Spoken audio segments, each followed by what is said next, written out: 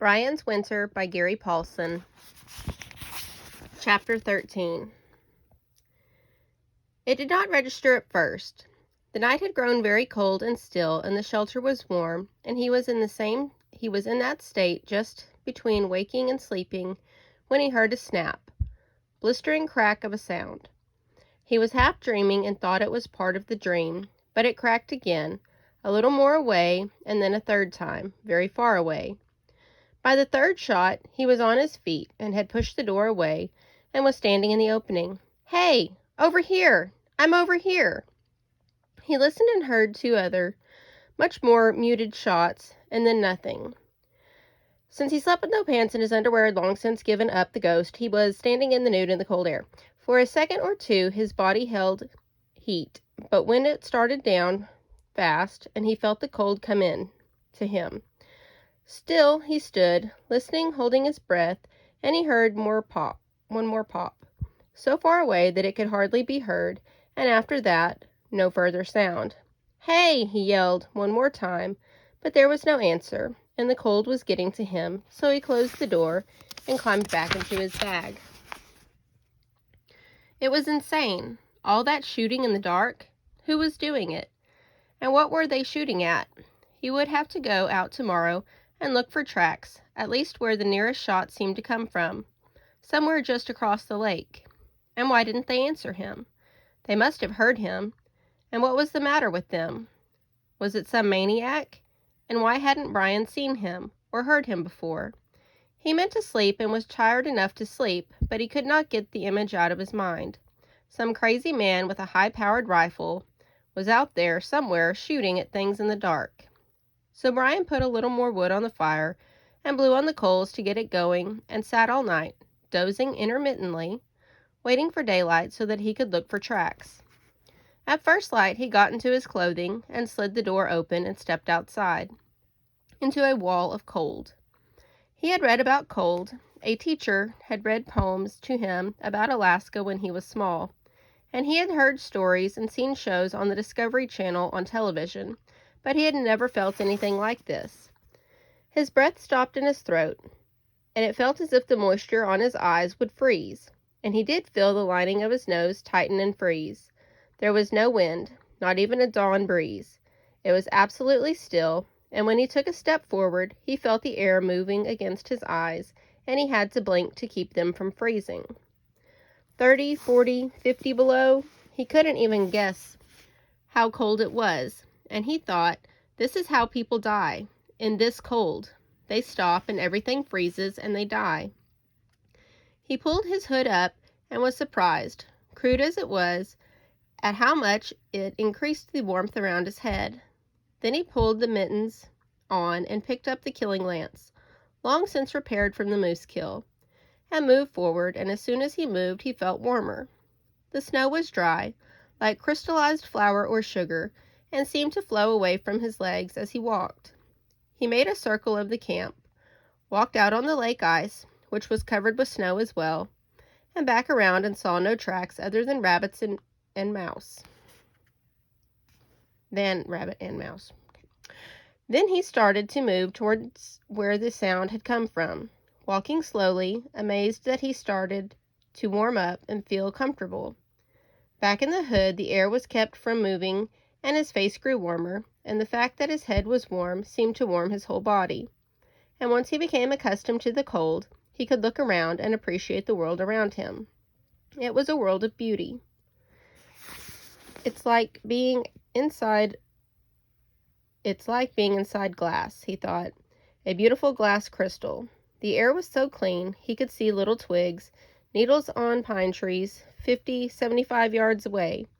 And so still that when a chickadee flew from a tree to the meat pile near the entrance, where they flocked and picked at the meat, he could actually hear the rush of air as the bird flapped its wings.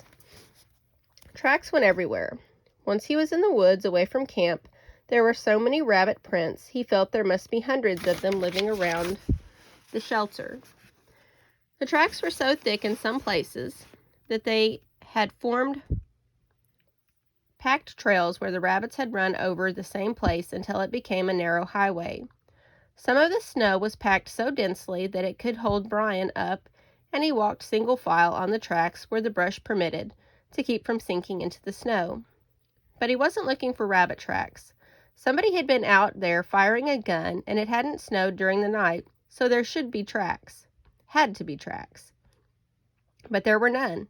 He moved farther out from the camp, circled again, making a wide arc in the direction the sound had come from, and there were no tracks, or none other than mice, deer, something he thought was a fox, and about 1,000,000 rabbits. He stopped at midday and stood by a tree trying to find some other sign, something that would tell him how they did it. Had he dreamed the whole thing? Could he have been dreaming of gunshots? Or maybe he'd been alone too much and was going insane? That could happen. It happened all the time. People went crazy under far less stress than Brian had been under. Maybe that was it. He had dreamed it, or had finally gone insane. Sure.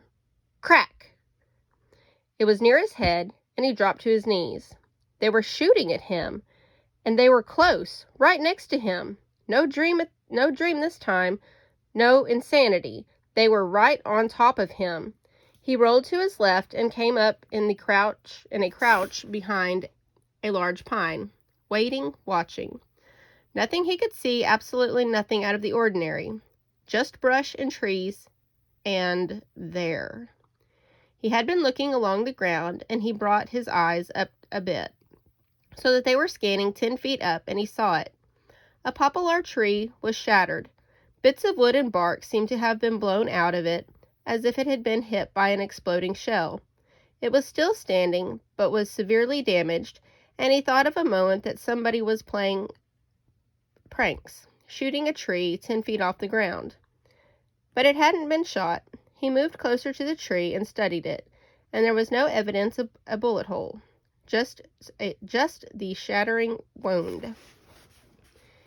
And it is likely he would never have known except that he actually saw it happen, and it was almost the last thing he saw happen on Earth. Directly in front of him, not 15 feet away, and just slightly higher than his head, a foot-long section of the tree exploded with a shattering, cracking sound that nearly deafened him, and at the same time a sliver of wood from the tree came at him like an arrow. There was no time to dodge, move, even blink. The sliver, a foot long and slightly bigger in diameter than his thumb, and sharp as a needle, came at his face, brushed violently past his ear, and stuck halfway out the back of the leather hood. He reached up to grab the sliver with the mitten on, couldn't because they were too bulky, and threw the right one off and grabbed the wood with his bare hand. It was frozen solid, so cold that it stuck to the warm skin on his fingers, and he had to shake it off. The tree was frozen all the way through. It was strange, but he'd never thought of it, never considered what happened to trees when it got cold. He just figured they got through it somehow. They just got cold. But there was moisture in them, sap, and when it got very cold, the sap must freeze. He went up to the tree that had just exploded and saw the whole section seemed to have blown out of the side, maybe 1.5 feet and 4 or 5 inches wide, just shattered and blown apart, and the force seemed to have come from inside the tree, and he stood back and stared at the wound and thought on it, and finally came up with a theory. The tree would freeze on the outside first, a ring of frozen wood all the way around.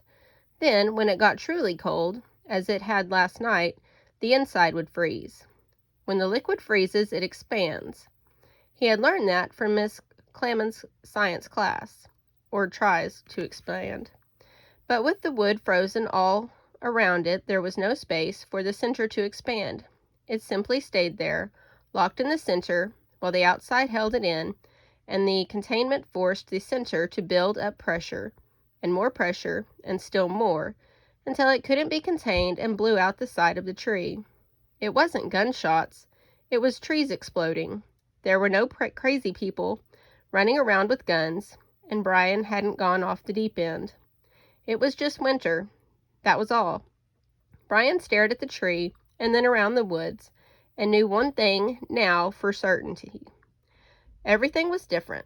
The woods in summer were a certain way, and now they were a different way. A completely different way. And if he was to stay alive, he would have to learn this new place, this winter woods. He would have to study it and know it. The next time, he might not be so lucky.